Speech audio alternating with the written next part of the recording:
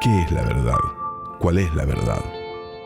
Desde tiempos inmemoriales hay buscadores de la verdad. Pueden ser religiosos, artistas, matemáticos, científicos, místicos, genios o locos. Todos buscan la verdad. Quizá alguno crea haberla hallado, pero la mayoría seguimos en esa búsqueda, aún sabiendo que puede ser una meta vacía. No nos importa. Es en el camino donde nos nutrimos y donde vamos recogiendo jirones que nos acercan un poco más. Parte de ese camino pasa por acá. Sin dudas, Guido Buffo tenía un conocimiento superior que nos transmitió.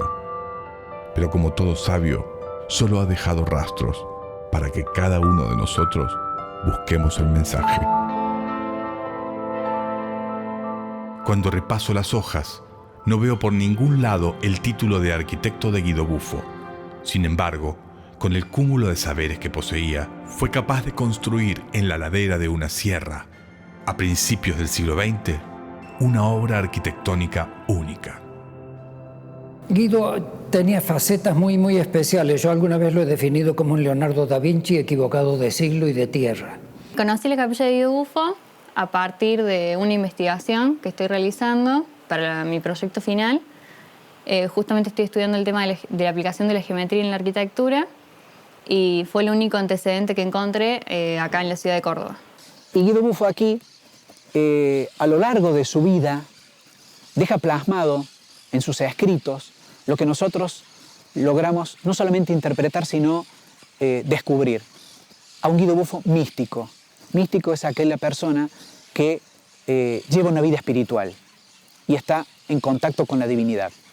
Y él, en su momento, lo que quiere hacer, una vez fallecida su esposa, y se plantea con su hija, es un homenaje a Leonor Allende de Buffo, su esposa. Pero todo quedó trunco, porque comenzó la enfermedad de Leonor hija. Y esa pasión que él sentía por dejar un homenaje a su esposa, comenzó a hacer un trabajo de acompañamiento a su hija y a su enfermedad, hasta que finalmente se produce el desenlace del fallecimiento de su hija en Castelar, provincia de Buenos Aires. Entonces, él primero cae en un estado, como decimos, en la noche oscura de los tiempos, de los grandes místicos, hasta que define cuál va a ser su obra de homenaje para su esposa y su hija, que es la Capilla Buffo, el templo del péndulo. Buffo no era un hombre cualquiera. Su espíritu inquieto lo había traído a la Argentina desde su Italia natal. Recorrió todo nuestro país investigando las cosas más disímiles, desde un gusano hasta menires de culturas precolombinas. Un alma inquieta, pero que contenía una sabiduría superior, donde se conjugaban y entrelazaban con la misma pasión las ciencias y el espíritu. Un ejemplo de esto es el simbolismo que hay en la capilla. La relación entre las matemáticas y lo sagrado es a través de las proporciones. Ya desde la época de la antigüedad, desde los tratados de Vitruvio, él establecía que para establecer un eje de conexión entre lo sagrado y lo profano, había que utilizar simetría y proporciones para establecer como un orden y copiar el orden del cosmos o del universo en la arquitectura.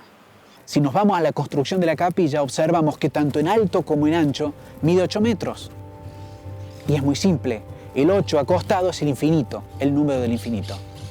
Y cuando vamos a lo que es la parte matemática de la construcción de la capilla, vemos que todo está en relación con el 3, el 6 y el 9. Números que también impregnaron e inspiraron a Nikola Tesla.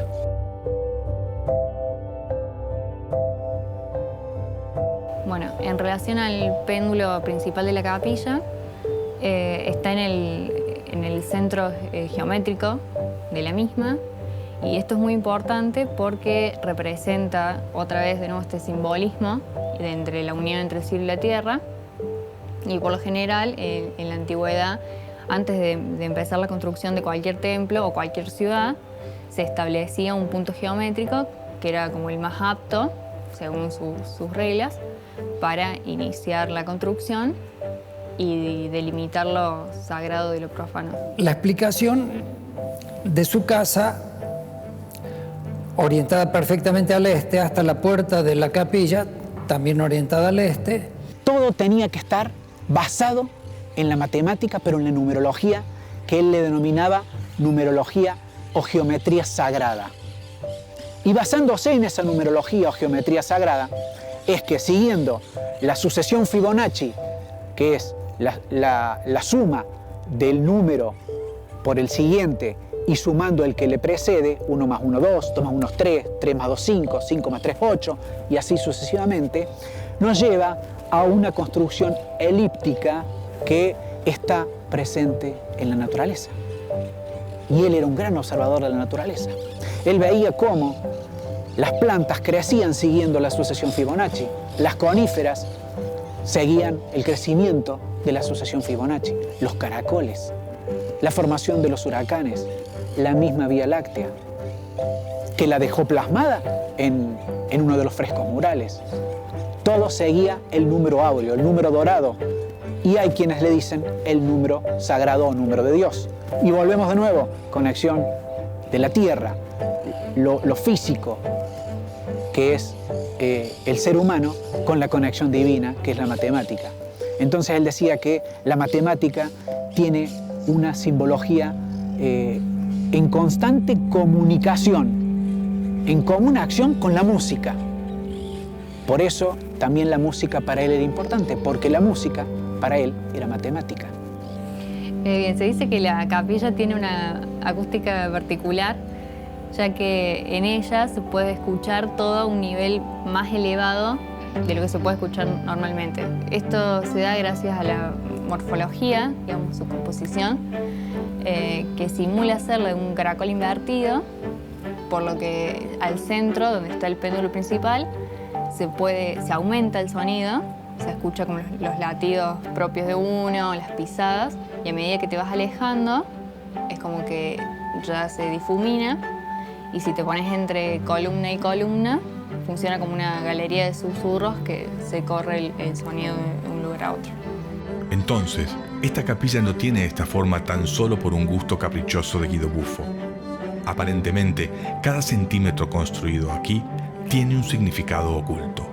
Grandes Científicos de la humanidad en su momento fueron ocultados, opacados,